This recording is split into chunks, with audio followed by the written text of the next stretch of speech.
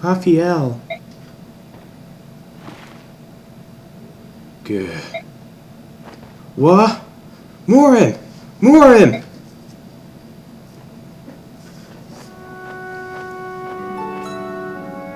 The Galdr of Rebirth restores twisted bodies and souls to their proper states. He will be alright now. But thank you. Without Morim, life would be terrible.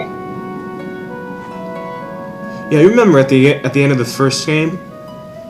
What was it? Racing and Leanne sang it for King Ashnard's Dragon Mount, Rajalion. What was that song? It was different than when he sang before. It was the Galdr of Rebirth. I heard it once before in the war. But, Micaiah, what's wrong? Yeah, during the war, that was the time when they sang the Galdr of Rebirth. I feel odd. Maybe it was a song. I'm shaking for some reason. But I'm surely glad that Morin will be alright. I'm not sure what effect it has on the branded, though. Who knows? Feral ones? In the Mad King's War, Dane's military developed living weapons. They were called feral ones, lagoos that had been warped and twisted by terrible experiments. Terrible, you say? Do you mean to refute the highly effective result of my brilliant research? Then it was you! You secretly gave Morin the drug to turn him into a feral one. And what's wrong with that? Maintaining constant battle strength in beast state. How splendid! How dare you! Transforming lagoos into feral ones dramatically shortens their lifespans. It destroys their sense of self, and they do nothing but fight until they die. And you gave Morin that drug! Pawns needs no sense of self. Pawns need no sense of self. It's only natural to sacrifice soldiers for victory in war. You twisted maniac! You are the lowest! Everybody, please, wait, please. Izuka clearly did a terrible thing to that that Lagoose, I apologize. Tormod, I'm truly sorry. He will not use the drug again, so please, try to forgive him. Prince Peleus. My prince, we must not have royalty bowing and scraping before swine like... That's enough. Honestly, if I were in Tormod's shoes, I would light that motherfucker on fire. Alright? Just light his ass up and watch him run around and burn. Yeah. Let him... Tormod! Let him go. Izuka is such a dickbag. CN, the Benyon capital. I see. Is that true? Yeah, that's Soniki, the Benyon's apostle and empress. You remember her from the last game? She had short hair. Now she's a little older. Got longer hair. Yes, apostle. Our occupation forces have engaged in appalling and inhumane excesses in Dayan. These excesses were perpetrated entirely outside the knowledge of the occupational governor, Duke Numida. I come to you penitent. Failing my duties as governor, I, Numida, share a measure of guilt for this disaster. I am prepared to take the appropriate punishment, Apostle Soniki. However, I feel that freeing the people of Dayan from our clutches of our oppression is our most urgent task. Urgent, you say? Then we must make haste. We will forthwith convene an inspection team and request a meeting with the army led by the late King Ashnard's orphan. We will assure them of Benyon's intentions. Then we will immediately address the occupation force's tyranny. Excellent! In that case, please deign to allow me, your humble servant Lacane, to lead the inspection team. The soldiers who have stained the Empire's name will be toppled where they stand. I promise they shall not live to return here. That is unacceptable. I will decide the soldiers' punishment only after hearing their side. And I have chosen to appoint Sephiran, Duke Persis, to lead the investigation team. Is that acceptable, Sephiran? I hear and I obey, my Empress. What? But Apostle Soniki! This is a dire situation. Accordingly, I judge the Prime Minister, Duke Persis, to be more suited to the role than you, Vice Minister Lacane. Ooh, you've got outclassed, bitch. Now go fuck yourself. That is all. Lord Lacane, what shall I do? First you're gonna get naked and run around the streets and covered in honey. I have no idea. Duke Numida, my friend, I'm afraid you must sacrifice every last Benyon in the Imperial Occupation Army. What? That's ridiculous, but... Blast that spoiled brat and her cunning little schemes. You'll regret this, Apostle Soniki. You don't like her, but you still address her as Apostle Soniki. Okay, I don't see the point. If you don't like her, just call her Soniki. Who fucking cares? Micaiah and her small band of fighters knowingly walk into a trap to save condemned Dayan prisoners. Even without the benefit of Izuka's vast information network, news of Micaiah's heroism in Shifu Swamp spreads like wildfire across Dayan. The once hopeless citizens of Dayan dub her the priestess of Dawn and find their spirits restored. In their troubled hearts, they see in her nothing less than the promise of salvation. Throughout Dayan, the people rise as one against the brutality of their oppressors. Benyan's occupying forces cannot deal with open war on so many fronts. General Jared redeploys his men to key locations to better defend the capital city. Jared's forces still outnumber those of the Dayan liberators, and he has hardened his defenses in hopes of holding off Micaiah's army. The liberation forces fight with a fury not to be denied, however, and the occupation army begins to lose its will to fight. Breaking through enemy lines again and again, Micaiah's forces gain vital ground and momentum. Despite the anger Micaiah feels toward Izuka for his treatment of their Laguz allies, she continues to lead the army in its lightning-quick advance. Navassa is now mere days away.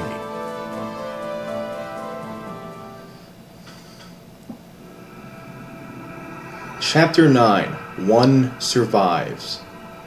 That's actually a foreshadowing to the ending of this mission. Anyways, the Liberation Camp. Listen and be amazed. Big news afoot. The Apostle is sending an inspection team to investigate the occupation army's abuses. Really? She sent me a message that preparations are finally complete. But wait, it gets better. She also issued an imperial edict to the occupation forces, telling them to cease all military action immediately. Does that mean the fighting is over, that we've won? Indeed. It's hard to believe it's over. It almost seems too easy. And best of all, Duke Persis is leading the inspection team. We'll be home free the moment they arrive. Our worries are over. Duke Persis? Lord Sephiroth? So Apostle Sonic is dispatching one of the Empire's greatest men to handle this. What kind of man is he? He is amazing, the best person ever. He's incredibly influential and high up, but he never stood on ceremony with us. Yeah, that guy we rescued from the prison, the, quote, traveler.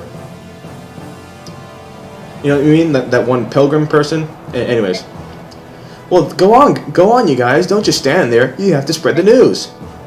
We have to spread the news? Aren't you going with us? Nah, it's mostly your doing. We'll hold back, let you take the glory. It's Izuka, isn't it? You don't want to come because he'll be with the prince. Well, yeah, basically. I mean, I can't really blame Tormod, considering what he did to Muram. Alright, but wait here. We'll come right back once we've announced the good news.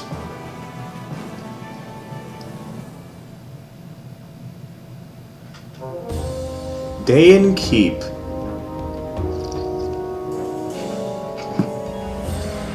In light of which, Her Imperial Highness Empress Soniki has conveyed to you this edict. Occupation forces are hereby to lay down all arms, convene in Dayan Keep, and await the inspection team.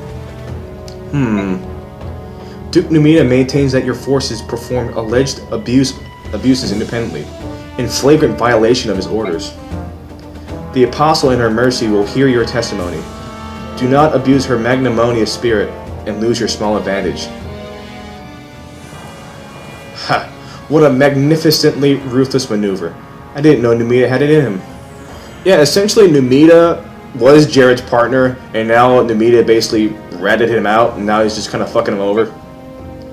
Disowning the entire occupation army, and framing me for their actions. Brilliant. Yeah, pretty much.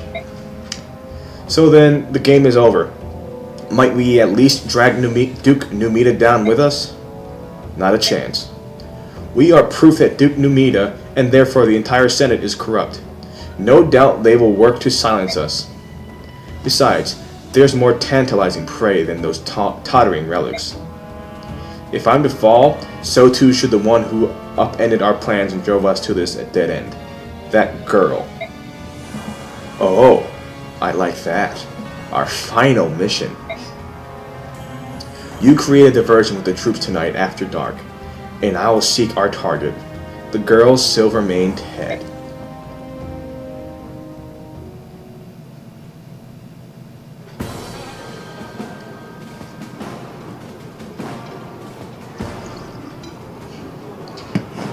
Ahem! Silence! Prince Peleus would now like to favor you with a word. You may begin, my prince. Am I dreaming? Everything looks so delicious. What should I eat first? Everyone, you've done a fine job. Once the inspection team arrives, Dawn will be free once again. In anticipation of our emancipation, I invite you to eat and drink to your heart's content.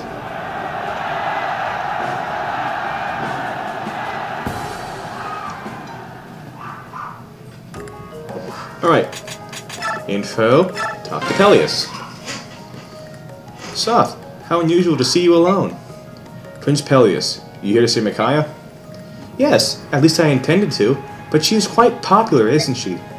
She's always so busy talking to everyone that I can never get near her. They're your soldiers, tell them to get out of the way. No, I can't do that. My job is to be the symbol of Dane's liberation. You're the king. You're the heir to the throne. You have authority over them. Or just say, excuse me, get out of the way.